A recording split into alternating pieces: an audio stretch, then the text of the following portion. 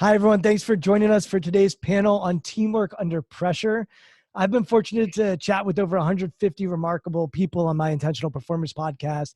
And these people have overcome adversity, thought deeply about leadership, and have set up intentional lives for themselves to perform at their best. And today's guests actually know each other, so it's going to be a fun time. And there's probably going to be some jokes if I know these guys as well as I do. But the coronavirus has created challenges for so many throughout the world. It's my hope that these panel discussions will help those in need. While everyone on the panel has tremendous expertise, I also want to note that what we're going through is truly unprecedented, and there may be questions that we don't know the answers to, and that's totally okay. This isn't designed to give you all the answers to every question you have. Instead, it's designed to have you think deeply about how you can handle this challenging time. And so I'm going to introduce all of these guys, and I'm going to let them introduce themselves, and we'll just sort of take it from there. So Mario, why don't you start and just give people a little bit of an idea of your background and what you're up to today as well. Sure. So obviously my name is Mario Romero. I'm sure you'll see that on the label of these videos. Currently I work at Johnson Space Center. I am at the Neutral Buoyancy Lab. I'm on the dive team. One of the things that I do, one of the major things I do is I help astronauts train for EVAs, extravehicular activities, or spacewalks, to use common terms.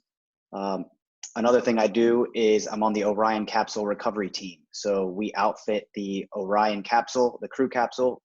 Once we start doing those missions to the moon, to Mars, to asteroids and beyond, when those capsules do come back, we got to figure out ways to get those back from the ocean and do it safely and safely egress the personnel or the subjects. So that's currently what I do here in Houston. Before this, I was a student over at Columbia University. I studied pure mathematics and astrophysics, and got my degree there. Prior to that, I was in San Diego for about 12 years, where I spent about 9 of those years as a SEAL in the Navy.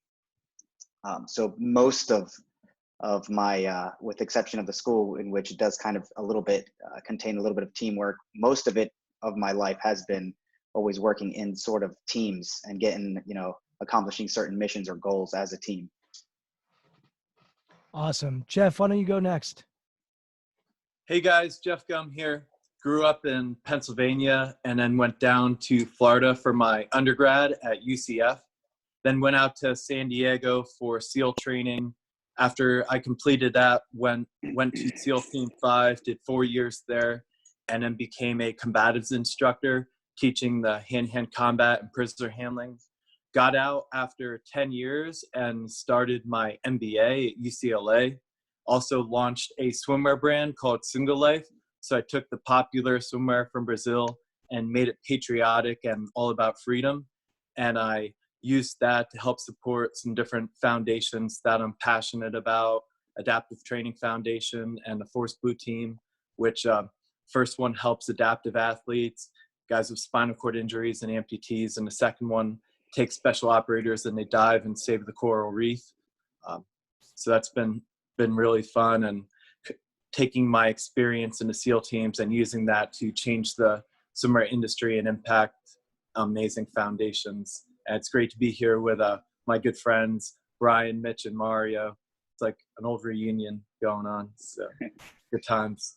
And shout out to David Vabora and what he does with Adaptive Athlete. We had David on the podcast. I think, Jeff, you introduced us, and what a wise soul that guy is. He is a deep thinker.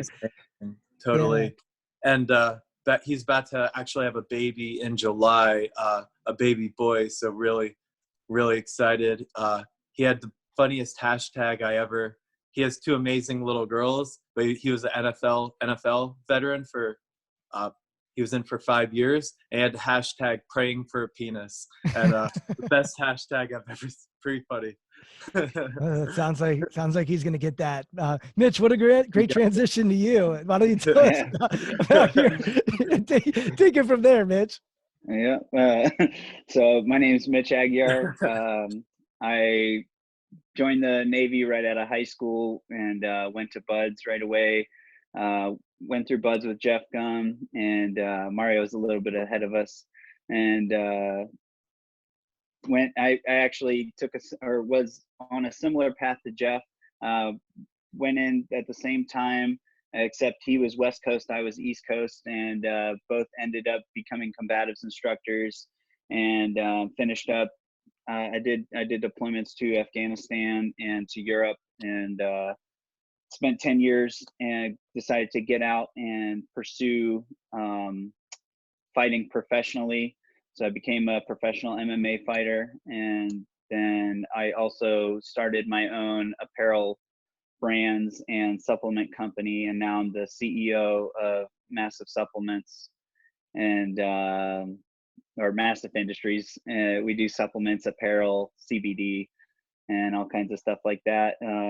I've been working with Jeff Gum quite closely since we've gotten out of the Navy and are both on the entrepreneur path. We have very similar mindsets and like to work with groups and give back as much as we can, and you know, have fun doing it and think of cool ways to get people involved. And you know, the whole underlying teamwork thing, you know, we really try to incorporate and involve each other whenever we can and collaborate, and just, you know, we're stronger as a team. So we like to keep that going on the outside, and yeah, it's all good stuff. Yeah, it's kind of perfectly complementary. Mitch's product, the Smashing Greens, if you use them properly, basically not only gets you healthier, but gets you really ripped at the same time. So it's kind of perfect. You use his product and then you get really ripped, and then you look great in my swimwear. So maybe I should come out with some tanning solutions or something, some spray tan. Exactly. 3 of us can work together. Yeah. And I have actually like, I made my professional MMA debut wearing Jeff Gum's Sunga. I had sewn a cup into it and everything, and made it so that I can actually fight in the octagon. So that's the kind of levels that we're going to support each other. So Mitch, I want to actually kick it to you first. So one of the things I learned from being around the three of you is this idea of SEAL teams. And the second piece of it, we often hear SEALs, but I think sometimes people leave off this idea that it actually goes together, and that teams is a big part of being a SEAL. Can you just shed some light on that, and what that experience is like, and what it's like to be part of a team? And Jeff, you even talked about, you know, being in SEAL Team 5, you actually name it. So Mitch, maybe you start, and Mario and Jeff, if at some point you want to jump in, feel free to just do so. I mean, the teams portion of it is everything, you know. You're not gonna get very far on the battlefield by yourself, you know. We shoot, move, and communicate as a team. We're effective as a team, and you know, we have strength in our team, and being alone is not a comfortable feeling at all. Especially, you know, I could imagine on the battlefield, you know, I would not feel very comfortable if my team was gone. You know, it definitely, it makes you feel almost invincible knowing that you have such an incredible team, you know, at your back, ready to lay it all out there for you. And you know, that gets ingrained in you in the SEAL teams, and then moving forward, you know, and I think even earlier than that, like in sports, you know, team sports, like you would feel pretty silly out there on a football field, you versus a whole team, you know. But it's that camaraderie, it's that team knowing that these guys have your back, and you know, we can take on this, whatever the obstacle is. I think it's super important, and you know, we're continuing that now with Massive and my company. You know, we do everything as a team, and you know, you're only as strong as your weakest links, and it's pretty evident in the business world, especially when you know, the repercussions are financial ones, and you know, it's your bank account that dwindles quickly if the team's not doing well. You know, and then on the battlefield, obviously, like, the team doesn't work well, you're gonna suffer some you know, serious casualties. And you know, teamwork is everything, so we take it serious. And Jeff, I want to get your perspective. You mentioned something about the company that you're running and the opportunity that you're going to have to actually partner with some other MBAs to try to keep moving the ball forward. But talk about teams and whether it's, you know, being in the military or being in business, how you've thought about teams and leverage teams.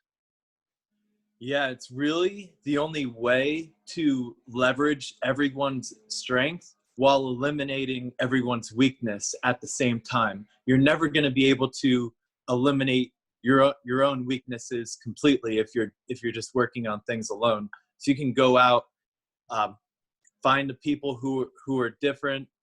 Even in the SEAL teams, you're going to have your snipers, you're going to have your breachers, you're going to have your heavy machine gunners, you're going to have your JTACs. No one's going to be able to have all these skills at once to be able to go out and be the perfect weapon to go out there. And just like in business, you're not, people who are the great engineers aren't necessarily the best at leading or aren't the best at doing the digital marketing. Having a team allows you to go out and literally leverage everyone's strengths and not, while eliminating the weaknesses. It's the only way to do that. And Mario, I'm curious about you being around astronauts, because as I think about isolation, I can only imagine what it's like to be in space. But they also do those in teams. So being around these people, and I know you said you're about to launch in a couple of weeks. What have you noticed about how those teams operate, and maybe how it's similar and how it's different to what you experienced when you were part of the SEAL teams? So I think everything goes hand in hand. There's fundamental principles that are part of teamwork that, you know, kind of permeate all aspects, all fields of teamwork. And I think it all begins with training and building trust in those around you. We talk about teams, but I mean, how do you form these teams in which you can actually build, or which you can, like Mitch was saying, feel absolutely comfortable out in the battlefield? And these things begin with training and with building trust. So one of the things we do, the same things we do in the NASA program, same thing we do in the SEAL teams, is we train, shoot, move, communicate. We train and train and train until we almost don't even need to think about these things anymore. We don't even need to communicate. We read body language. It becomes this fluid motion, this I can read where you're going. I know you so well through our training that I can tell how you smell. I can tell how you look on night vision, how your body movements, you know, I know all these things about you. And over at NASA, it's kind of like, it's very similar. I mean, it's always training. In fact, it's super in-depth training, and all the tiniest little details have to be figured out. Because if you make a mistake in space, you know, there really is no, I mean, it's very similar to combat. There's no real way to take it back. You know, you lose a piece of gear out on a spacewalk and it goes floating away. I mean, you're not going to get that thing back. And not only are you not going to get that thing back, you're actually putting yourself in danger as it makes its next orbit around. It might come back at you at a certain speed and hit some of the objects in the space station, or even, you know, personnel that might be out on the spacewalk. But we do all these things. Every single part of this is written. These procedures are written and reviewed and practiced and trained and communicated with these teams that go in and try to solve all these problems through thought experiments. And that's why we have the Neutral Buoyancy Lab, because we work through these problems. We see where there's perhaps some grapple fixtures that might be sticking into the primary life-saving subsystem. And so we go and we rehearse these, we train these, so that when it comes time to the real thing, we know every step. We know where everything is. We know the body orientation. We know we've practiced all the communication back and forth. We know all the movements. We know all the procedures. So to me, it's the transition has been kind of pretty easy, actually, because it's the same thing we experience in the teams. It's all that training to build that trust. And this is the part that I've heard almost every one of these panel discussions I've had. People talk about preparation, and they all sort of say, hey, like we had a police chief, Baltimore's police chief. She was involved in the Freddie Gray riots, and they had to deal with a riot. We had the mayor of Charlottesville after what happened in Charlottesville with the alt-right. We had on negotiation experts who talked about preparation being key. So all these people have talked about preparation, but I'm curious to get each of your perspectives on what the entire world's going through right now, where they have to be isolated. Or even before we started recording, we were talking about how does Zoom work, and a lot of people are having to try to figure out this stuff that they haven't trained for. So Mitch, I'd be curious maybe to start with you, because you've been in, in the ring. You mentioned you're an entrepreneur, but been in SEAL teams, but this is different. This is a different experience than perhaps, or maybe it's the same. How do you think about what we're going through right now, being isolated and not knowing what's going to happen with the economy and just dealing with the unknown? I think it boils down to like being adaptive. We all just have to adapt, and I think that everyone's capable of doing it. The human beings are capable of doing it.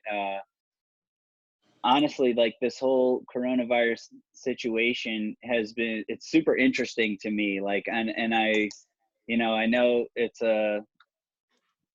not a great thing that's happening, but I kind of I'm looking for the positives in it. And I think that it's bringing unity, like, I think it's kind of, I've said it for years that like America has first world problems, like we don't have real problems. That's why we're creating our problems, like we have running water, like when we go to the bathroom, we flush the toilet, goes away. Like when we flip a switch, the light comes on, like we're not hunting down food and stuff, like real problems, you know what I mean? Starvation and just survival problems. Like we have comfort problems. And so this has been an interesting thing for me, kind of to just observe and also partake in and be a part of. And I hope that it makes people more grateful and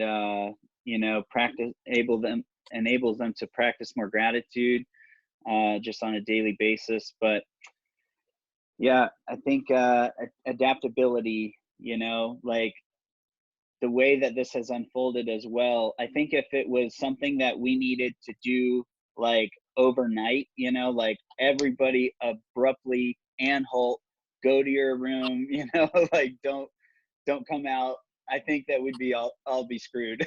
I think especially in America, because it's a free country, people don't trust the government. They don't, there's a lot of distrust, there's a lot of rebellion, there's a lot of just, oh, this is, not real or whatever. But I think because of the scale of it, this is something that the whole world is dealing with. It's, it's unifying, or it's uniting us a little bit. But I think that the timeline of it, to where people are slowly having to kind of be introduced to it, like, okay, they canceled this event, they canceled that event, now they're canceling all the events. But because it's happened over like a 2-week period, it gave time for people to kind of get used to it and adjust and adapt to it. And now it's like kind of getting more severe. And I think it's just become like, this is our reality now, and it's been interesting to watch people adapt to it. And even, how ingrained is it in our culture to, you see someone like, hey, how you doing? Shake hands. It's like, well, no, social distance now. And it's just an adaptation. We just have to adapt and to be able to overcome. And we can do it. It's definitely doable. It requires us to take action and implement these new standards or ways of living. And I think it's pretty cool, honestly. Like I think it's interesting. I don't know. I had on a guy who was paralyzed boogie boarding when he was a freshman in college, and now is in an electronic wheelchair. His name's Josh Basil, and Josh is an amazing guy. He went on to become a lawyer and goes and basically fights the state government to get rights for people with disabilities. And he talked about kind of the perspective that you're talking about, Mitch, and that we should come out of this better as a society and as humanity. And the pieces that you're hitting on are really interesting, which is gratitude, perspective, and like those and adaptability, like those three pieces, if we can be more grateful, have perspective, and be adaptable, like, man, there's a lot to be learned for each of us. Well, I love it because it's like this global pandemic that's happening, and it's like, okay, well, how are we going to beat this? All right, we got to quarantine. Okay, but we have to also still function as a society, and people need to survive. So only essential people. Okay, you mean fucking everybody? Like, okay, so we're only gonna use hospital workers. Those are essential. Well, we also need food on the shelves, so grocery stores, and we need people to drive the trucks to deliver the food. Okay, we also need mail to go out. All right, we also need electricity to stay on and water to be, stay going. We also need police and firemen and people, and not to mention, yes, there's a pandemic going on, but you know what else is continuing to go on? Life. And car accidents happen every day, like there's emergencies every day. There's things going on. Still, everything is so interconnected. And I hope that people wake up to that and realize, like, like, oh, I hear them on TV, like, thank you to the nurses and doctors. Thank you to the people at the grocery store stocking the shelves, and this and that. And it's like, they were important before all this shit happened. Did it take a global pandemic for you to realize this? Like, everybody, we're all interconnected and rely on each other. So we should all be thankful and grateful every day towards each other. And like, I hope that it helps people realize that. I love that. Jeff, I'm going to come to you next, but just to sort of put a period on the end of what Mitch is saying, I've noticed, just if you've gone for a walk in your neighborhood, people are smiling more. They're waving to each other. There is this sense of, I'm part of something bigger than myself. And whether that's being in a neighborhood or being in an office building and saying hi to the people that are cleaning the bathrooms, or you're getting food delivered and thanking the person for delivering the food. To your point, Mitch, like, those jobs we should all have gratitude for those jobs. No job is beneath any of us, and we should feel grateful to have them. Jeff, I'm curious to get your perspective, and all three of your perspectives, on when you are in hostile environments. And I would imagine there are times where you might be in isolation and you might be in tough situations. And once again, not comparing war to someone sitting on their couch and watching Netflix. But people right now, I think, are struggling with something new, being in a new environment, Mitch talked about having freedom taken away. I think people are just, they don't know what to do, or they're stuck with their kids and their kids are driving them crazy, right? But whatever it might be, just talk about what it's like to be in an unknown environment and how you were able to handle that and how teams played a role as well. Yeah, definitely. So my first deployment, I went to Fallujah, Iraq in 2010. And at that point, most of the US was out of Iraq. We just had on my base specifically, it was a forward operating base. We just had 40 men that were there. It was a SEAL platoon, and then another 20 guys as support with our some cooks and intel and mechanics and CBs. And it was definitely isolating. I didn't see a woman for 7 months while I was there, other than local Iraqis for the most part. And it was definitely different. But once again, it was, you were with your team, and that's why the team is so important. We were there supporting each other. We had a mission to do at the same time. We were bit busy with that, and it was an amazing time. It was a lot of, I went through a lot of growth through that experience, from all the uncertainty. There was times where all of a sudden it was during the Obama administration at the time, and there was times all of a sudden for 30 days they would turn off our missions, and then all of a sudden it'd be back on. You're just always in the mindset, you don't know what's gonna be going on. We'd be going out and finding different partner forces to work with. So it was super interesting, and at the same time you can be growing yourself. I would also, if things would get turned off, you would so I'd be doing some language training at the same time, or I'd be going out to the range and practicing shooting, getting ready for sniper school, and for when I was going to get back. So you're just constantly trying to self improve, and just deal. Yeah, everything is problem solving. Whether it was going out to do a mission, nothing is what you plan. Everything is always constantly changing, and that's how it is in business at the same time. A month ago, we have the strongest economy the world has ever seen. Highest stocks are at an all-time high. All of a sudden, someone eats a bat, supposedly in China, and gets this crazy disease, and all of a sudden the whole world goes through this. Everything gets turned upside down. Stocks fall 20%. All businesses are shut down. I have friends who are trying to buy businesses. We're trying to do all different types of things, and all of a sudden school, I'm doing my MBA at the same time. All of a sudden school is remote until June at the same time. It's just, but you just take everything in stride. You're like, all right, how do I solve this the best I can? And once you realize nobody's shooting at you, then nothing is really, that bad. Everything's about perspective, like you and Mitch were just talking about, and gratitude at the same time. And it's being like, you know what, whatever I'm dealing with, and be happy. This is never before have people been able to do everything remotely this easy as well, with Zoom and everything else, where people can talk to other people on the other side of the world. Mitch is in Virginia, you're in Maryland, and Mario's in Texas, and I'm in California, and we're here having a seamless, beautiful conversation like nothing.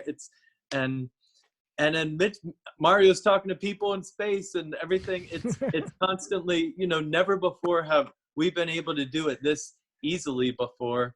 And 50 years ago, what would people be doing if this global pandemic was going on? I wouldn't be able to, I can communicate with my manufacturers so easily, with my designer, with my warehouse, be able to manage everything. This is like my little control center right here in my home, and I'm having the best sales I've ever had before from sitting in my apartment. And it's like when you give up control, and you're not having to do everything yourself, and that's the team becomes that much more powerful. I'm not gonna lie, guys. I'm kind of a fan of social distancing, and I'm definitely gonna continue it even after things blow over and it's back to normal a little bit. I'm gonna keep up the social distancing for a bit. I think. Wait, what do you like about it, Mitch? I don't know. I honestly like the space. I like the space a little bit. It's like, I think that it will definitely help cut down on a lot of just, the seasonal flu, like all kinds of shit. So yeah, and I don't know, it's just, I think the older I get, the more introverted I become. And so right now I'm good with it. I mean, I've been social distancing for a while. But now it's just like everyone's catching on. yeah, I think also efficiency is playing a role here. Like people are finding ways to be more efficient, to have important conversations without having to be in person.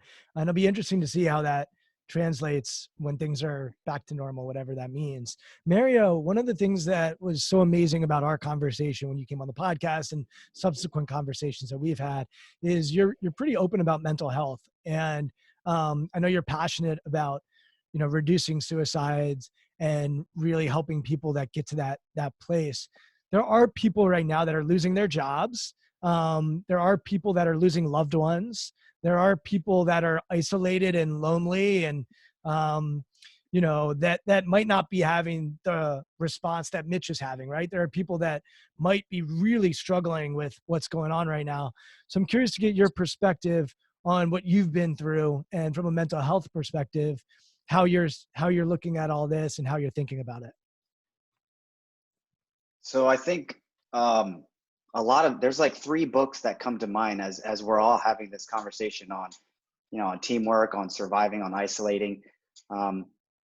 Unfortunately, this is one, I don't actually have the answer to this, but this is one instance in this pandemic in which we're limited in what we can do at the external world, leaving your house. But I think what we can hold on to is once we get back to that regular world, we can I guess indulge in some more of those things that give us meaning.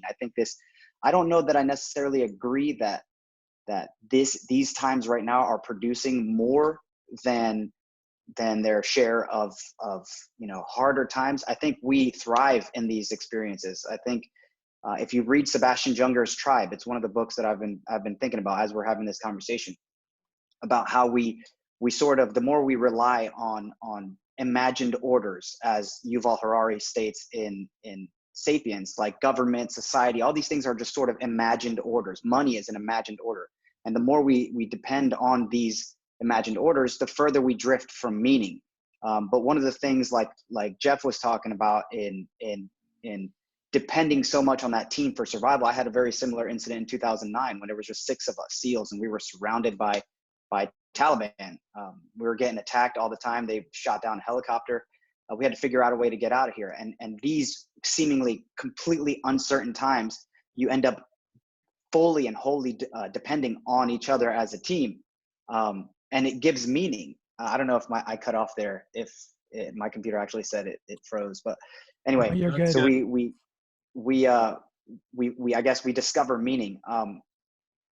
When it comes to the mental health aspect of it, I mean, like I said, I don't really have the answer. I know what works for me. Unfortunately, I can't just, give the answer, but these are times to work on ourselves. We still have access to things that I have a hard time getting bored.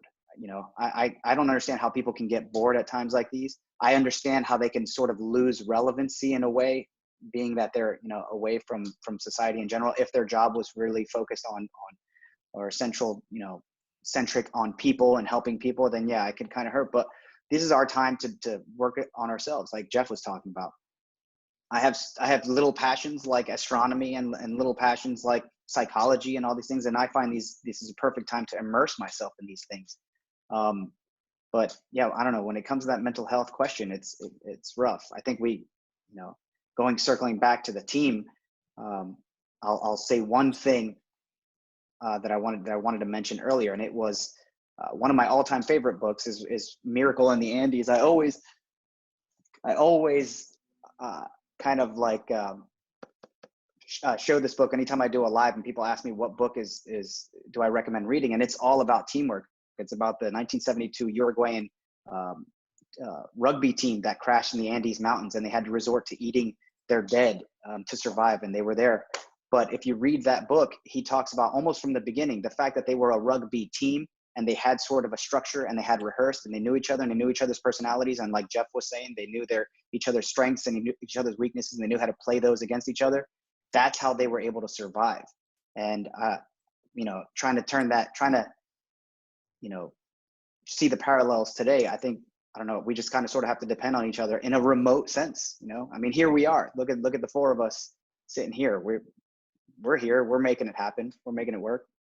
Yeah, it's Mitch, I'm curious to get your perspective. It seems like you're about to riff on that, but also as a CEO and having a team of people, if there's anything you're doing to sort of, if you're doing anything differently or if it's just business as usual, I'd just be curious to get that perspective, but feel free to also riff on what Mario was talking about.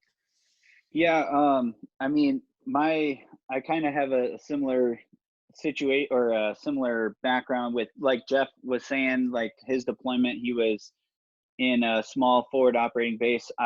When I deployed to Afghanistan, we were the furthest outpost from any major base in Afghanistan. And, we were only at a place that was probably 100 yards by 100 yards, and there was probably like 40 of us there. And to include, our techs and everything that were there, so there was a platoon of SEALs. There was some Army Green Berets there. and then our techs. And you had like an extra long deployment, right? You were there yeah, even, and that was unexpected too. yeah, last second. I mean, it was almost on like a month's notice, if that. And they were like, hey, we basically need you to do 2 deployments back to back. And, and my platoon just happened to be the furthest outpost from any major base. We had no running water, no food. We're eating MREs, and, we'd pay the locals to cook up goats and stuff on occasion, which was really good. Fresh food is not, it was very scarce and hard to come by. And just really hard living, and kind of quarantined in a sense, like isolated from the rest of the world for sure.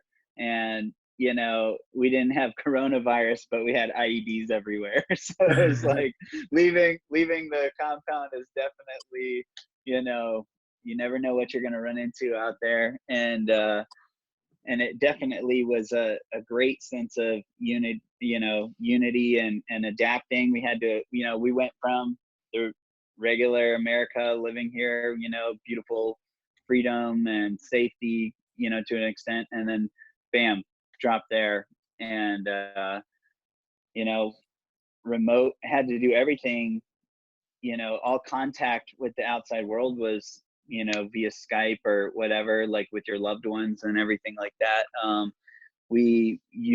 As a unit, we had to not only conduct our missions, but also like we were literally sleeping in tents and stuff, and had to fill Hescos and fill sandbags, and like we would also do a watch every night, rotating watch, so because our base would get attacked and everything. So it was a great sense of team, and in a sense we were quarantined as well, and when we went out, like we had to be on high alert. So it was very similar to this kind of situation, different enemy, different, little differences here and there, obviously, but kind of a similar experience in a way.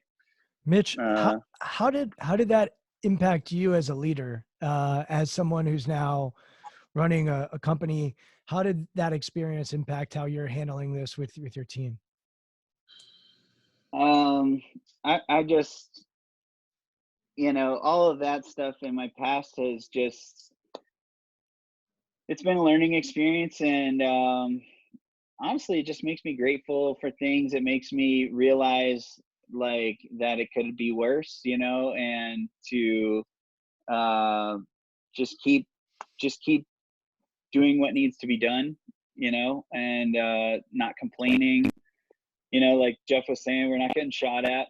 Like there's stressful things, in business for sure. I've never been more stressed out than running a company, but you have to. It helps keep me grounded, and like remember at times I have to check myself, like it could be worse. Like I'm not in a minefield. I'm not being shot at. You know what I mean? Like I have running water. I have food.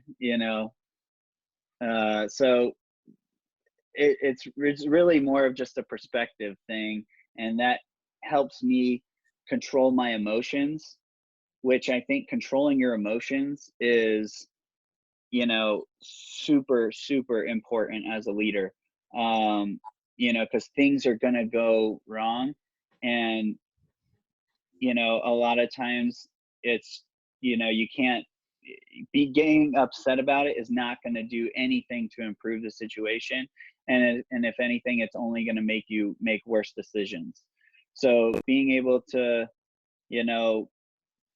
reflect on my past and allow it to grip my current perspective, and keep me in control of my emotions, that helps me as a leader today in the business world. And and like things, you just have to adapt to constantly solve problems. And that's how I just look at this whole coronavirus thing. Is it's just like anything else in life, life throws you curveballs constantly, every single day. I mean, you get up and you think that this is, you have a little plan, and it 99% of the time doesn't go as planned. And you just have to make little, it might not be drastically, off the rails, but you have to constantly make little adjustments throughout your day. And, bigger problems, you just have to make bigger adjustments. And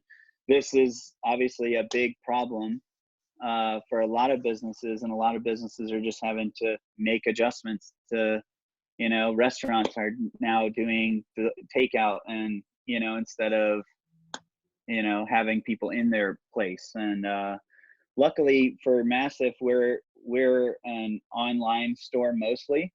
And and our supplement is actually like it's a USDA certified organic, superfood blend.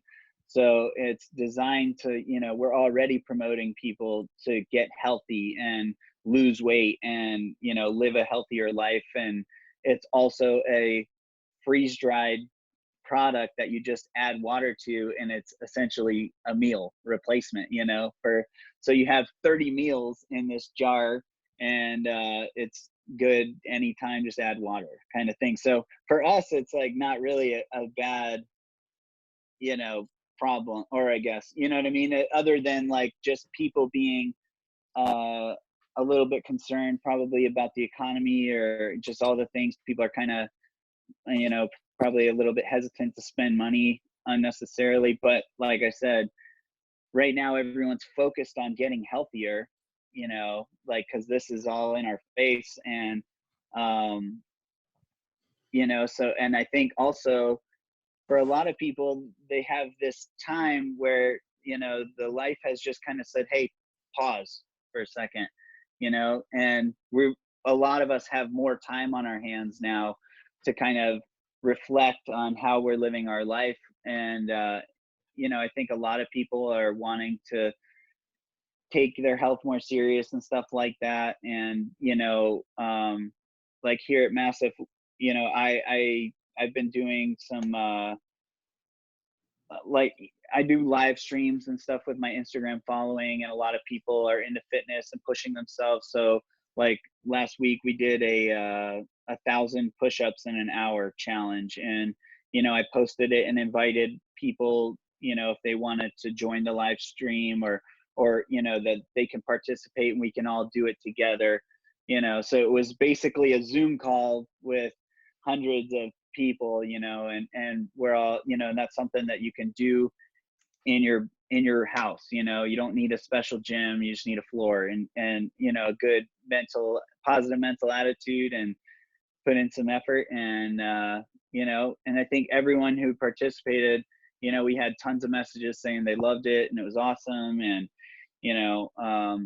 it's just that's kind of some of the adjustments we've been making, and just trying to make the most of it, and trying to encourage other people. I've been saying, like, attitude is just as contagious as coronavirus. So make sure you got a good awesome. good attitude, positive mental mindset, and yeah. Yeah. And Mitch, I think what you're also talking about is, when we're part of something bigger than ourselves, our happiness increases. This idea that Mario was talking about before, which is meaning and finding purpose and having a mission and having a why, and knowing sort of our mission as far as what we're doing. And Mario, I want to kick it over to you, because two things came up in my head when Mitch was talking. One was, I remember being in elementary school and then having us try astronaut like ice cream and food, and it came in this little package. I don't know if they still do that anymore, but I remember Dippin' Dots, I believe, isn't it? it was like, yeah, Dippin' Dots took it and ran with it, but it was not tasty. And so Mitch, as you're talking about sort of your greens and having it be instant, and like being able to just consume that and taste good and feel good and healthy. But Mario, I'm assuming when the astronauts go up, they've got to have stuff that they can use up there that's different than down here. And so there's something unique going on there. And then two, I'd love to hear you talk a little bit around meaning, because you hit on it earlier. And I think Mitch is sort of talking about, hey, I want to have people be healthier so they can deal with viruses. I want people to be healthier so they can live, healthy lives. And that's driving probably a lot of what Mitch is doing. So for you, Mario, the two questions are: one, talk about ways that astronauts prepare so that when they're in isolation, they're able to handle it. And two, the meaning behind the work that you're doing and the decision that this is a dream and it's something that you wanted to pursue. And I would love to hear you tackle those two questions. Sure. Well, Mario, I don't. first you need to make sure that the International Space Station is make sure that their cupboard is stocked with Smashing Greens. So Yeah. So what's interesting is they actually have a microwave and devices up there to heat their food. The very fortunate thing that I've heard is the food has made leaps and bounds. All the different types of food. So what you probably saw as a kid is nowhere near the quality of the stuff that they have today. They actually have a lot of really good food, and they cater food to each subject, to each astronaut. So prior to, in the months, in the year or so or more prior to them going up, they actually get what they like and what they're okay with eating. They prep it for them. They have them start actually eating it, seeing how it reacts with their body, and then they kind of package it up and then send it up before they even get there. One of the really bad things about that, however, is if an astronaut gets sick and the replacement has to come up and go up, that replacement doesn't get his own food. He has to, or she has to consume 6 months or whatever worth of whatever that the primary who couldn't actually go on the trip. So it's out of their control entirely. But they do have a lot of obviously dry foods, and I'll have them send some of Mitch's stuff here pretty soon. back in my day, we used to have to eat whatever they gave us. Spoiled astronauts. They have isolation training, so they do put them in these isolation tanks, and a lot of the astronauts, from what I've read, find it as sort of a peaceful time, sort of like when we're in SEER school. They put us in these kind of like dog houses, these little, or boxes, specifically, if you're a big person, there's a slightly bigger box. If you're a small person, there's a slightly smaller box. And so these opportunities for me and for these astronauts, as I've read, is pretty much just a time to kind of chill out, to slow down, to relax, to sing songs, to try to remember lyrics of entire songs, and kind of just meditate or think. So they do a lot of these things prior to going up. As far as quarantine, these astronauts already go on quarantines. I'm sure you already know this. They're about a month out prior to leaving for the International Space Station. They're not completely or entirely isolated, but they are isolated from most of the general public. They are allowed to go do stuff, go outside, go on runs, train, and they are allowed to have some kind of connection with their loved ones and their family member. But even they have to be within that isolation or that quarantine. It's only as it ramps up, sort of within the last few weeks, kind of cut them off entirely, and you have to talk to these plate glass or plexiglass, and yeah, so that's it for that. And going back to the meaning, I think meaning is we all find meaning, but like in our own way. However, what Sebastian Junger in his book Tribe describes is it's in these uncertain times in life, these moments in which we really start looking to help others. How can we help others? You do it with this whole series of Zoom videos that you're doing. Your first question when this went down was, how can I produce something or do something to help other people? We find meaning, and these things are oftentimes we're lacking in our everyday life. We can be. I think a lot of us do, obviously, in fact. And this kind of what I was talking about with these imagined orders. We sometimes rely too heavily on all these, umbrellas around us to sort of coddle and carry us throughout our whole lives, and we sort of lose meaning. Sebastian Junger talks about how, he did research on some studies in Kosovo during World War II in Great Britain, where there was these just really uncertain times and scary times, and people would kind of bound together, which is what we're seeing. We're isolated, but when you do walk down that street, like you said earlier, people are smiling at each other. We know we're in something, and we're in something together. And I think it's sort of, even for the most downtrodden person out there right now, they feel like, hey, they can do something, even if it means smiling to a stranger that's, you know, walking at least 6 feet away from them or more across the street. It's something. It's giving us this weird meaning, and I think that's kind of why I like it. I mean, that might be why Mitch really likes it. That's kind of what I gathered, is because, you know, now he has like a front on which he can work to help people even more. You know, there's, hey, look, I have this product, I have this thing I can do. It's actually giving me more meaning. And what I hope doesn't happen, what might be sad, is that if we all go back to normal soon, that we lose this, or that we forget this, and then people start, you know, voluntarily crawling back into their holes and lose that sense of meaning, or trying to find that meaning in helping each other, or ways to help each other. You did it, you know, Mitch, you're doing it. Jeff, you're doing it. I'm trying to do it, you know, trying to like answer questions on social media, or, you know, even writing my book. It gives me more time to put out a product that sort of helps others. And all these things sort of give us meaning, I think.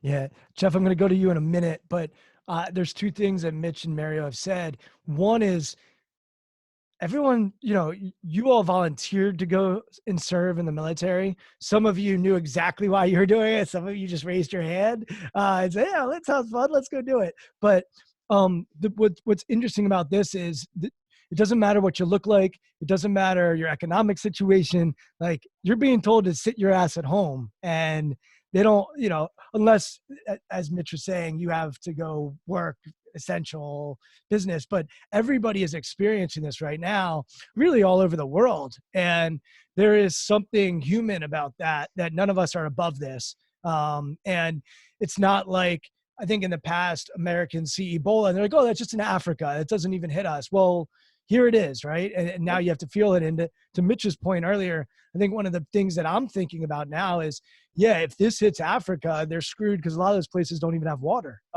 So wash your hands. Like, that's a privilege that we can even wash our hands. There's places all over the world that don't even have running water.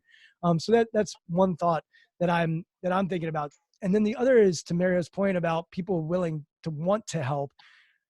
I sent you guys a text, I think last week, a couple of days ago. Hey, do you guys want to get together and make this happen? And you're like, yeah, let's do it. I think most people want to help other people, and most people are inherently good. Are there bad guys? You guys have seen bad guys up close and personal. I'm not here to tell you that everybody in this world is good, but I think what you'll find is most people want to help their neighbor. Most people want to be in service. And I think that's a very human condition, to Mario's point. Jeff, I want to talk about yeah, go ahead. I was gonna kind of go off of your point, like this thing, you know, it doesn't matter. That's the cool thing about it. It doesn't matter if you're black, white, you know, Muslim, or, you know, it doesn't matter if you're rich or if you're poor. This is, you know, you are susceptible to this as well. And, you know, that the unification of it is awesome. And you know, it sucks. It's obviously, you know, not a good thing that we're experiencing, but like I said, there can be some good things to take away from it. And that common ground, that we're all facing this common enemy, you know. And it's like on 9/11, you know, for the people that were at ground zero at the World Trade Centers, you know, there's something seriously, you know, going on right now. And like, people were just coming together to help each other. It didn't matter who you were. All of a sudden, we all became one real quick, you know, or they all became one real quick, and came together to help each other. And you know, that's definitely, and I think you will see that in people. You're gonna see the panicky, like, shit fighting over fucking toilet paper and just ridiculousness and craziness. You know, you're gonna see that, but you're also gonna see, you know, other people that are wanting to help, like the Ford plants and stuff like that. They're like, hey, we can help, you know, let's get this done. And even in the politics, it's kind of nice for a change, you know, to just, it's still going on, but to an extent, but for the most part, it's like, hey, like, let's set aside our differences, like what really needs to happen right now. And like, you know, this is a no bullshit kind of thing. So that's been really nice. Yeah, the research on, and I gotta find this research, I read it at some point, on when we're in chaotic or crisis situation, is that people tend to actually help and they tend to not panic. And so the narrative that people are, Mitch, to your point, like everyone's just taking for themselves and hoarding. Yes, there are always going to be people that act a fool, but most people are trying to figure out how they can be in service to people.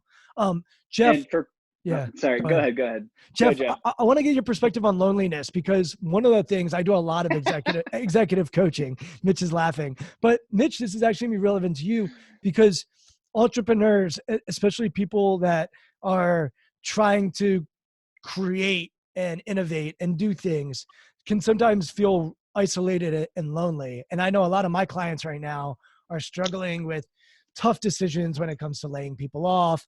What do they do with the business? Some of them were trying to raise money. Can they still do that? There's just this huge unknown. And unlike, I think, 2008, 2009, where it was sort of this gradual issue, it's like you said, a month ago, all these people were moving in a certain direction and now they're just frozen or halted or trying to figure out how to pivot. So regardless of where you are with your company, you mentioned things are still going really well. How do you think about it from an entrepreneur's perspective and loneliness? And I know you're around a lot of people in grad school who are probably going through this. So I'd love to get your perspective on what it's like to be an entrepreneur in a time of unknown. Definitely. And a lot of times when you first create a company, a lot of times you're doing it alone. And the last couple of years I've been mainly by myself. I had some external team members. I had my manufacturer. I had which was, in another country. I had my designer, which was in another state. But I'd have product come in and I'd be packing it alone till 5 a.m, getting it ready to be shipped out first thing in the morning. And it can definitely be lonely until you can really build that cash flow, and then you can start to build out your team. And now, like, my company was accepted for the business creation option at UCLA Anderson, and now I have a team of 4 other MBAs that I'm working with, and we just went through the business plan development and got our A's in that, which got us accepted for to be our master's thesis now. So it's almost like just absolute leveling up with everything going on there. But when you're able to be successful on your own, and then you can go and build the team out of it, it's just, I'm so excited for where I'm going to be able to go next. And a lot of Jeff, how are you working with those 4 people right now? Like, give me the last 2 weeks, because once again, I think a lot of people might be in a similar spot to you and they're trying to figure out, well, how do I work with these teams remotely? How do we work together? What's that experience been like for you in real time? Yeah. So we have used like it's a software program called Asana, and we can kind of put our tasks all in there and we can talk about everything. One of the guys is a really good biomedical engineer, and he's really good at kind of operations and everything. And he made our pitch deck like really awesome for our presentation. Ended up having to be on Zoom for our final, and he really helped take my pitch deck to the next level. And then the other guy was really, he was an entrepreneur as well, had a company with several employees, and he had all kinds of good ideas for scaling it to the next level. And we're just all communicating. We start working on the parts that we need. They had different ideas, and were able to really research some stuff and saw the massive potential with my company at the same time, looking at companies that are similar who have one raised $15 million, the other one raised $45 million, and made us realize the potential and they don't have nearly as cool of a story as I do, and their products aren't nearly as differentiated. So seeing that massive potential. And then my professor, actually, he was CFO for Packard Bell, and we were saying our company should be doing $140 million of revenue, and he says we're thinking too small. So it's really cool to hear all that. And and I'm just so excited to see where it's going to go. And constantly things are going to be going wrong, and you can focus on the problem, or you can focus on the opportunity that's going to come out of it. And because this happened, it forced me. I'm like, I got to get, I had swimwear in boxes just going all around my apartment, all over the place. And I was using Amazon to ship stuff out, but I was shipping out a lot of things myself.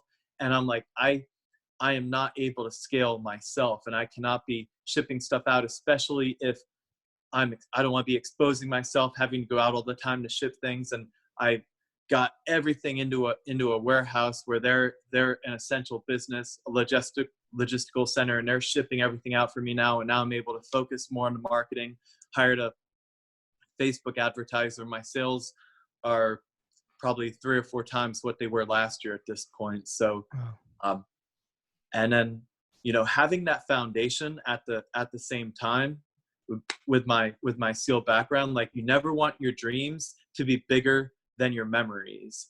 And a lot of people, a lot of SEALs, a lot of athletes can struggle when they're transitioning out, and they think, what I just did was the most meaningful thing in my life, when really it was the most incredible experience that you can use to level yourself up as you go into the next thing. And now, because of what I've done, whether it's the context or the mindset or the problems that I've solved before, now you can focus on even bigger ones.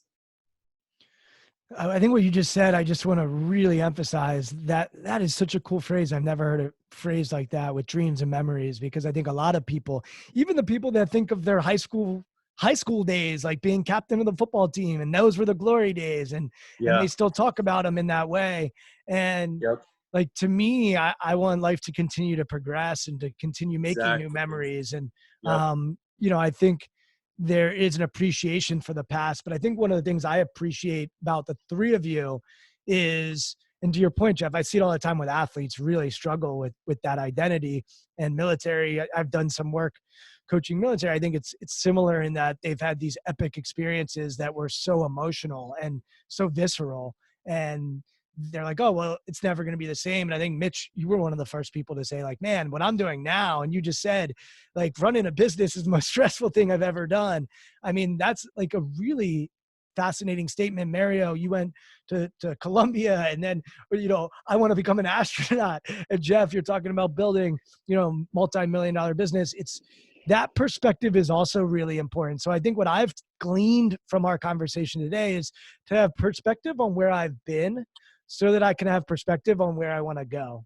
And it sounds like the three of you have done that in some regard. Mitch, it looks like you're itching to say something. Well, like, one of the best analogies I've ever heard was, like, when you climb a mountain, or someone climbs a mountain, one that's a relatively hard mountain, like our friend Kyle Maynard, he's climbed Mount Kilimanjaro. He's a born congenital amputee, so he has no arms and legs, and he bear crawled up Mount Kilimanjaro and Mount Aconcagua. And when you get to the top of a mountain like that, you don't build a house up there. Like, you take in the view, you think about the journey and everything that you just went through and lessons learned, and you take it in, soak it in, but you don't stay up there and build a house. You fucking go climb another mountain, and that's kind of how I look at life. And or if you want to, like a book, like the SEAL teams, that was one chapter, of my book. And Mario right now is writing a book, and so I'm sure, in his life, it's not one dimensional, so I'm sure there's literally going to be chapters on different parts of his life, and SEAL teams is one of them. Columbia is one of them. Being, the program he's in now is one of them. And so that's what I kind of have to say with all that. I mean, that's cool. Yeah, we have chapters of our life, and we want to keep creating chapters. And I think the coronavirus is going to be a chapter for a lot of people. Well, we don't know how long it's going to last for, but I think it's going to impact how we handle it and what our attitude is, to Mitch's point, and what we decide to do with this time will have an impact. What I wanted to end with was to give each of you an opportunity to either ask somebody else a question or to share an insight that you had during our conversation today. And Mario, I'm going to start with you, then we'll go to Jeff, and we'll end with Mitch. And so, Mario, do you have a question for any of the other guys or an insight? I know you like to write notes, and I see you over there penning some paper down. So is there an insight that you have or a question that you have for someone else? Yeah, Mitch is the only one not taking. I think Jeff's taking notes too. Are you taking notes, Jeff? He's in school, it's. Oh yeah, so Jeff, there you go. There it is. Yeah, Hey, I also take notes. You guys all know me. I Hey, we certainly focus don't on take our notes. strengths over here.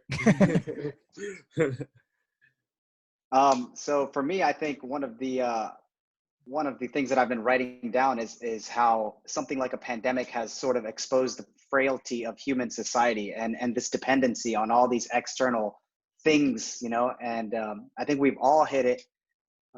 All three of us, all four of us really, is how we can use these times, this forced isolation in several ways. How we can, help others, obviously give ourselves meaning, but how we can better ourselves.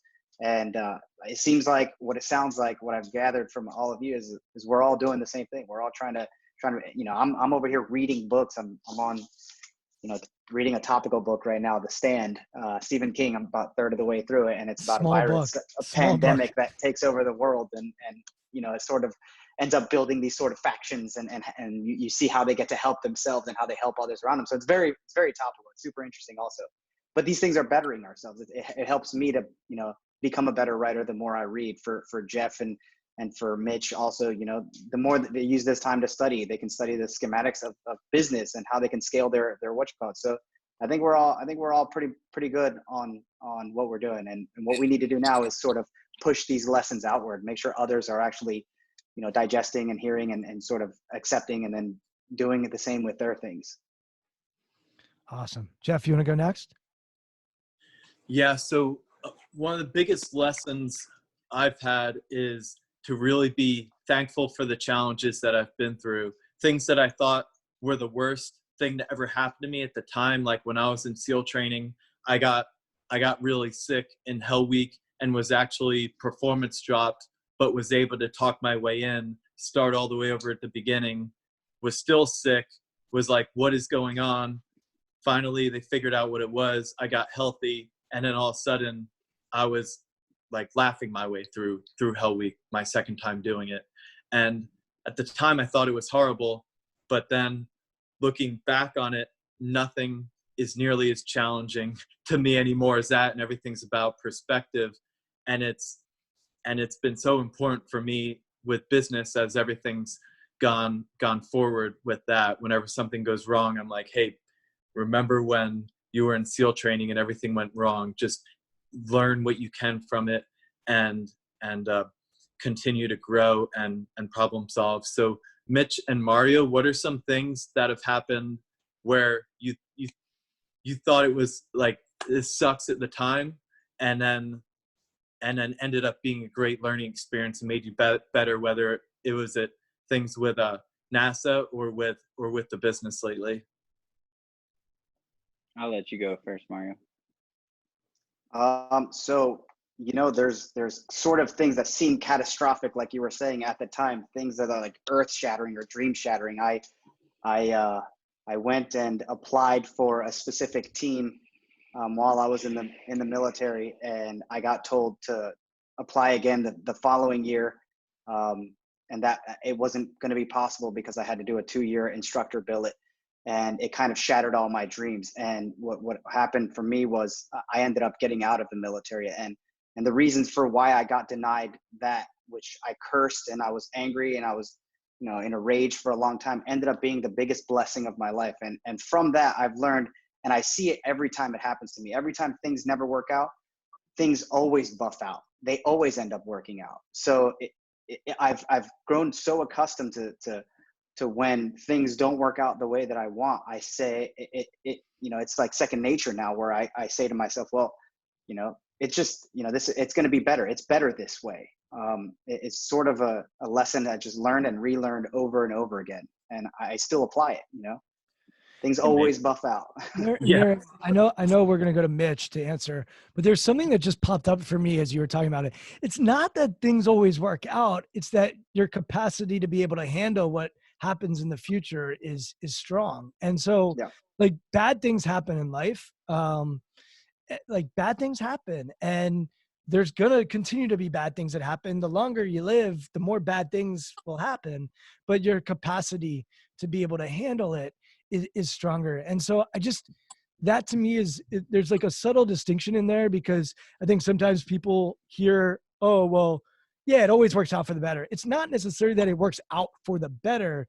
It's that your capacity to handle those bad things is stronger, so that you can learn from it and grow from it and handle it in a different way. Would you agree So with yeah, that? whereas I agree with you on most occasions, or on a lot of occasions, what I'm saying about this particular, one of the most devastating things that happened, it actually allowed me to encapsulate that sort of enclosed type of thinking, because I was locked into a certain way of thinking. And I'm sure if I had, you know, been permitted to go in there, my thinking would have only further encapsulated itself. But when it shattered, when that capsule shattered and I was allowed to actually think freely, free thought, I was able to tell myself, you know what, it's so much better that this happened, because it allowed me to think outside of this. It gave me greater perspective. And I can see now, looking back, that that would have been more detrimental to me and to my relationships to the outside world, had I been actually accepted over to that team. And so now I'm actually real thankful. I'm very thankful that I never went over to that team, because it would have, I wouldn't be where I am today had I, you know, been accepted. And where I am today is just supremely, I mean, my natural state of being is so satisfied and so happy and so content. I'm not complacent. Obviously, I want to keep, you know, achieving things, but I am satisfied. I'm a satisfied person. And if I had to die tomorrow, I would be satisfied with what I did in my life and what I've done. And all this is thankful, you know, because I didn't get that opportunity. And here I am, like, praising that really awful thing that I thought was awful back then. My guy Mario, I worked with a basketball team once. It said they had on the back of their shirt that said "satisfaction is the enemy of success," and I love the coach, awesome leader, awesome coach. But I just was like, man, I think we want to have satisfaction. I think satisfaction is a good thing, and I knew where he was coming from. The team had success the year before. He didn't want them to rest on their laurels and become complacent. But I challenged him on that, and once again, if you look at the science around fulfillment, happiness, what it means to live a meaningful life, it involves fulfillment and satisfaction. And so I love the distinction between satisfaction and complacency. And I actually have a model, which I'll share with you, and you're welcome to throw it in your book if you want. But like, I actually think satisfaction is linked to success. The more satisfied and fulfilled I feel, the more likely I'm going to feel successful. And complacency to me is actually what drives failure. The more complacent I am, the more likely I am to have an event of failure. And if you actually think about it, complacency is the enemy of success, and then satisfaction is actually the enemy of failure. And so I'll send you the little, I'll Yeah, take a sounds picture of great. it and send it to you, but I think you're on it, man. Mitch, all right. Give us your perspective on what Jeff was asking about minutes ago. Oh gosh, I can't remember it now. Yeah, there's been so many different things that have happened like that. Just recently, you know, we had we my company is kind of blown up over the last year, and we were selling a ton of product, and we actually like sold out like maybe a month sooner than anticipated. And I had even built in, you know, buffers because of previous, you know, sellouts. And it was like, shit, we don't want to ever experience that again, because it's such a horrible feeling as a business owner and entrepreneur, like especially when you're having some success and all of a sudden it's just, you feel like it's derailed because people are wanting to buy your stuff and you don't have any stuff to give them, and you're just like, oh my god, this is the worst shit ever, you know. So we had even built in buffers for our like resupply, and just in case anything crazy happened, you know, or whatever, but we still just outsold it. And we were going to be with 2 weeks without product, and just sent a bundle of greens over to Amazon just to sort of get that footprint or whatever, that foothold. And so we'd sent a bunch of greens to Amazon, and then we had run out in our actual warehouse. So it was like, shit, like we don't have any greens to sell and people are wanting the greens. But then it was like, okay, well, I guess this is a perfect time to announce that we're also carrying them on Amazon. And, you know, so then everyone that wanted greens at that time could only get them through Amazon. So it kind of like right away successfully launched us on Amazon, and then drove us up in the rankings because we sold so many right away. And they almost they like flagged our account because they were like, you know, you're getting way too many reviews, like, you know, reviews on the product, and not many, you're getting more reviews than you've had units sold, because they're all of our customers from the, you know, from the past, obviously, that are like, hey, yeah, the greens are legit, they're amazing, blah, blah, blah. And, you know, Amazon's looking at this like it's fraudulent or something, you know. But it ended up like working out, you know. It ended up being a good thing. And so it, you know, it's, you just got to adapt and make the best of the situations, you know, control what you can control and let go of what you can't, because you're just going to piss yourself off and stress yourself out over things that you can't control anyway. So, you know, the more, like I said, comes back to like the more in control you are of your emotions, then the better decision making, you know, you'll be able to make. And Mitch, Better decisions you'll be able to make. any other insight from today or a question for either of the guys? I thought it was, you know, something you had brought up, like, you know, we volunteered to go to war and like be on the front lines and fight and stuff like that. And this whole pandemic and everything, you know, just something for me, like they say like the doctors and nurses who are, you know, essentially they're on the front lines right now battling this disease and saving lives, and they're on the front lines, in my opinion. And they're saying that those doctors and nurses that are being like heavily exposed to it, like are getting it worse, you know, are experiencing worse symptoms and cases than others. And you know, and yes, they signed up to save people and this and that, but they didn't expect, I'm sure, to be, you know, face to face with this like virus that could kill them or whatever. So, you know, it's just, I have like an extra appreciation for them and their service, just like I'm sure most Americans do for, you know, veterans fighting and stuff like that. But this is a different battlefield, that's all, you know, and different enemy. And, you know, and coming back to the whole team thing, and, you know, wanting to support the, you know, everyone, and we're stronger as a team. Like that's, you know, when I started fighting, I reached out to several, you know, seal owned companies and stuff like that, friends of mine that had businesses, and was like, hey, do you want to sponsor me, you know, and fighting or whatever. And a lot of, and they all did, you know, and they wanted to show their support, and they helped they helped me in that at that time. And I was very appreciative, obviously. And, you know, moving forward, I went on and did my things, created my company, and I'm still fighting and all that. But now, like, you look back, okay, who's affected by this in my team, you know? So my friends, you know, okay, Jeff's doing great, you know, Mario's good. Okay, who are some other people that may be struggling? Okay, I have a friend who owns a restaurant, Anchor Alleys. You know, they're obviously impacted by this pretty bad. And I reached out to them. They weren't, you know, hey, how you guys doing? Not good. Okay, got it. Another one is Bold Mariner. You know, they're a brewery. And hey, how are you guys doing? Not good. Sales are way down. Like, okay, shit. So what can we do to help them? You know, and like being an entrepreneur, I feel like I'm just constantly looking for problems to solve, and I try to create win-win situations, so I looked at that and said, okay, well, why don't we have Anchor Alleys cater, to the some of the units in the hospital that are on the front lines battling this thing.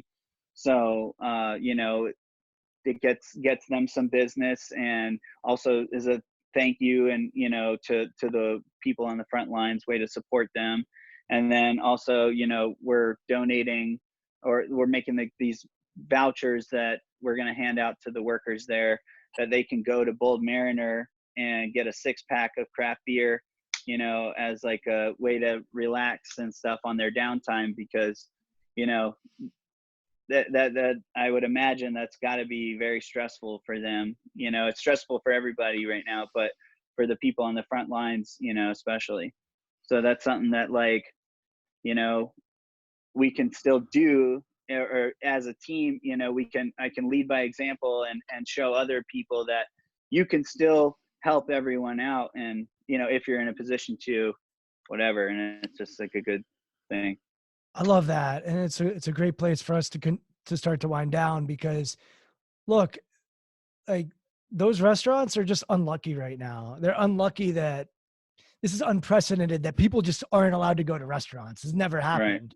Right. And they didn't sign up for that either. And I think for all of us to have that grace towards our fellow humans and understand, like, this literally, it's luck. Like, that is just an unlucky situation for them to be in. So the fact that you're taking action, my head's spinning as far as what I can continue to do to try to help support those people.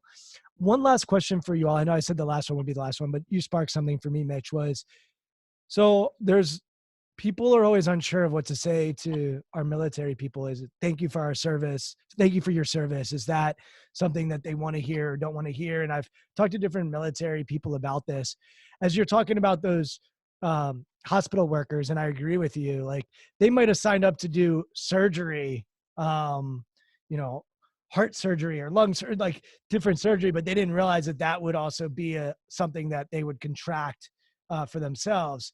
I'm curious for you, coming from the place that you've come from, when people say thank you for your service, how that lands with you, and then how you're thinking about how you want to communicate to the people that are now on the front lines. And Mitch, you hit on it, but I would love to get your perspective on it. Yeah, for me personally, when people, and I think it's probably this way for most SEALs, thank you for your service. Like, you're kind of just like, oh, I was just doing my job, like, and I had fun doing it, and I was there voluntarily, and, like, you don't really,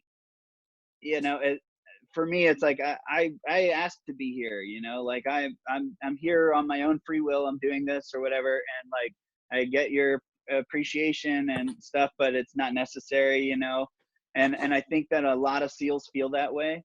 But then, I have to also, like, think about it from the person who's saying its perspective. And before I was in the SEAL teams, I used to, hey, thank you for your service, thank you for your service, and it genuinely, like, it came from a genuine place, and it, and I wanted them to, hey, thank you, like, show them some praise or whatever for a moment. And I'm sure that the people who are saying it to us now are wanting that same, they're genuine. It's coming from a place of genuineness, and they want to. So I think they're kind of weirded out when you kind of shut them down. And it's like, I'm not trying to be a dick, but it's just kind of, it's our culture shuns, like, self-praise, and, like, in the ethos, it says, I do not advertise the nature of my work, nor seek recognition for my actions. So you're automatically like, oh, don't say thank you. Like, it's, it's okay. But now, and I get it every day. People write me messages, hey, thank you for your service. And I just say, my pleasure. I think Chick-fil-A does it best. So, I'm just like, yeah, my pleasure. And that's what it was. It was my pleasure. And it's a nice way to kind of accept what they're trying to bestow upon you, without sounding like an asshole or rejecting it or whatever, but also like humbly accepting it, and just like it's like a nod, you know, like, yep, we got it, we're on the same page. And I think that's kind of how I'm taking it. And you know, but like I said, I think that the nurses and doctors are in a different place, you know. And it's like I'm thankful for their service every day, but at the same time, it's like that's their job. They're getting paid. It's a transaction like anything else. But there's an added element into where they did not like sign up for this, you know. And but but they are facing it head on, and they're involved in doing it. So I am thankful for that, and you know, and that's like just a token of our appreciation. Jeff? For me, it's all about the intention behind it. And when people come up and say that, they're just trying to be respectful, and I want to be humble at the same time. So I'm always just like, thank you. I got so much out of it myself, whether it's kind of the brotherhood and the friendships, or everything I learned from blowing stuff up, all the good times with my friends, to being able to really be challenged down to my deepest core. And then really you get so much meaning out of it at the same time. People, I remember, would ask me, oh, why do you want to be a SEAL? And I'd say, I want to make the world a better place by removing the evil people from it. And especially after like originally I wanted to be a SEAL because of the challenge. And then after 9/11, it just gave it so much more meaning of why I wanted to be a SEAL. And so I think it's super nice when people say that. I definitely don't ever need to hear it, but when I do, I'm just thankful, and to them, because I know they mean well. Mario? Yeah, basically piggybacking off of what they both said.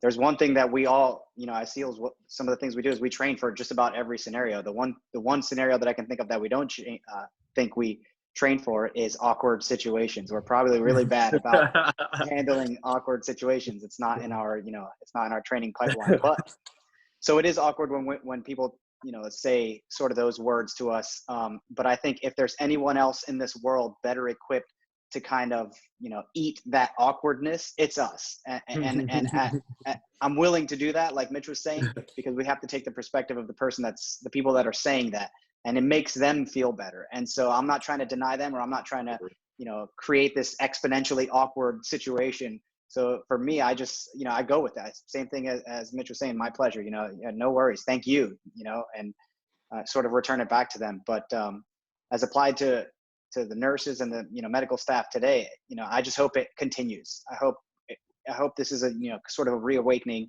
of or an awakening for how much they've actually put on the line for us. Because it's not just I mean, you can think of all the sick people in a hospital and all these sicknesses and illnesses and diseases and viruses and everything that they're exposed to constantly. It's not, you know,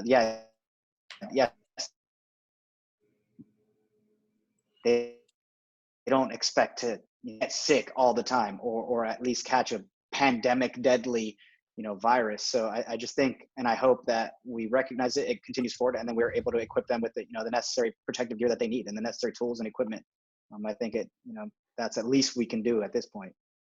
We've been going for a long time, but I'm just going to close that loop. One of our first guests was a guy named Dimas Chavez. Dimas was in the CIA forever.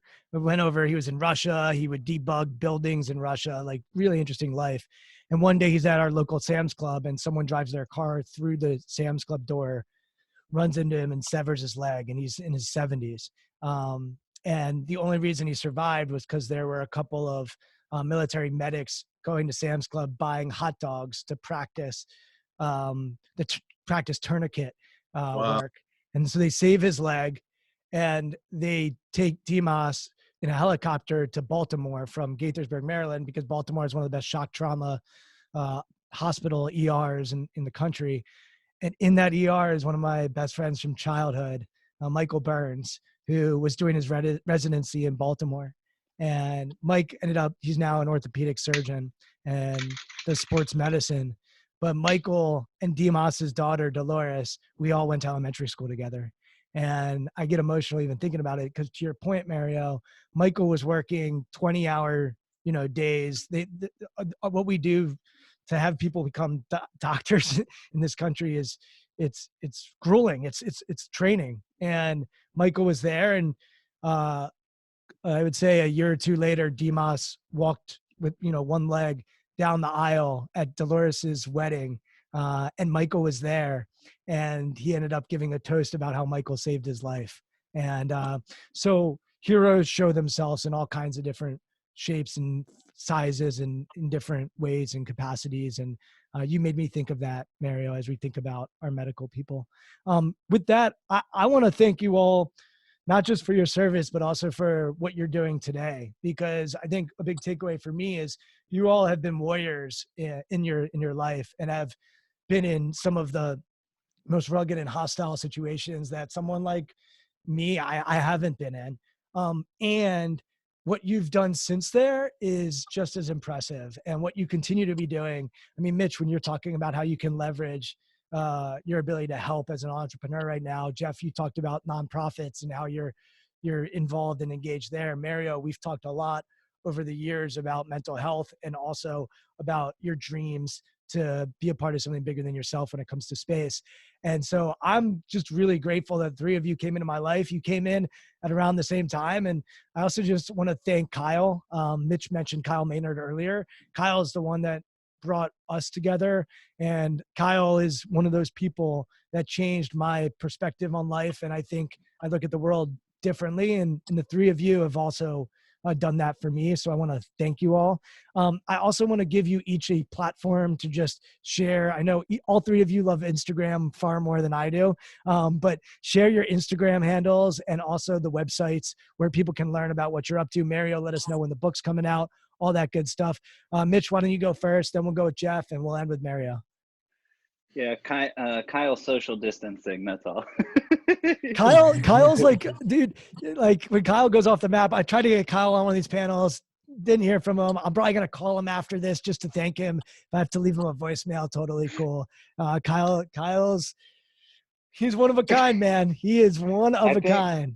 He saw this pandemic coming a long time ago, and he just started social distancing a while ago. That's all. There you go. But yeah, you can find me at Mitch _ Aguiar, MITCH _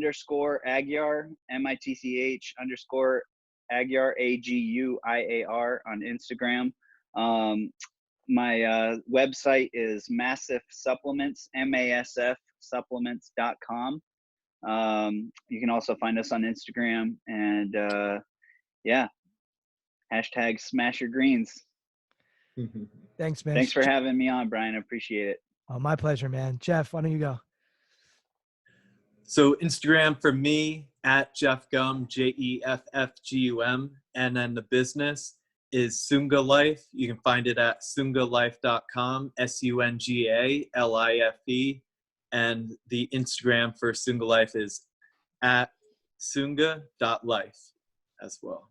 So amazing time. This has been an incredible reunion with all my boys all getting back together and having a fun conversation. So thank you, Brian, for having us. Mario? Yeah, so about the book progress, I'm only about 32,000 words into it. I'm trying to hit about 75,000 words, so I'm not even halfway through. It's going to take me a little while, so I'm not going to necessarily pump out an exact date on when that's going to be done. Mario, what's it about? So my book is actually not, like Mitch was saying, it's not a cool guy SEAL book. I mean, there are like a chapter. I didn't say that. No, you did say it.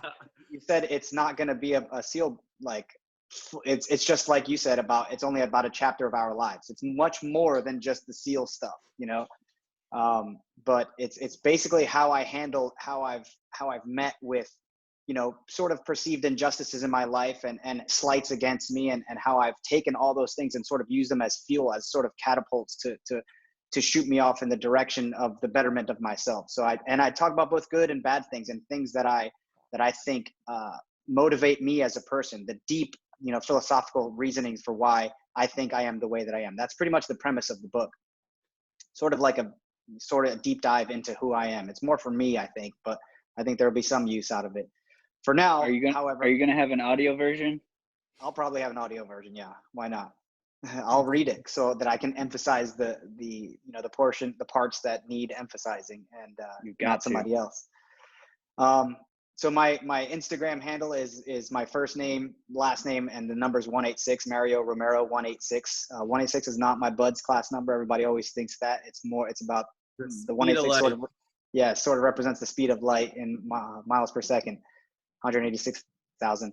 However, unfortunately, I'm going the way of Kyle Maynard right now. So right now I am social media distancing. I sort of deactivated my Instagram. It'll be back up maybe in a week or so. I kind of just want to take a full on break and sort of focus on reading and writing myself. I want to, extend that social distancing as much as I can and sort of, get some work done.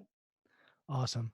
I'm on Twitter at Brian Levinson. I'm on Instagram, intentional_performers. And when I am on Instagram, I'm often clicking stories and stuff that these guys are putting out there. So I highly encourage everybody follow along on their journeys. And you can listen to these conversations at intentionalperformers.com. Fellas, great to see you. Look forward to next time doing it in person. And Mario, when that book does come out, maybe we'll have you on the podcast for a third time. I don't think I've had anybody on it for 3 times, so you might take the cake.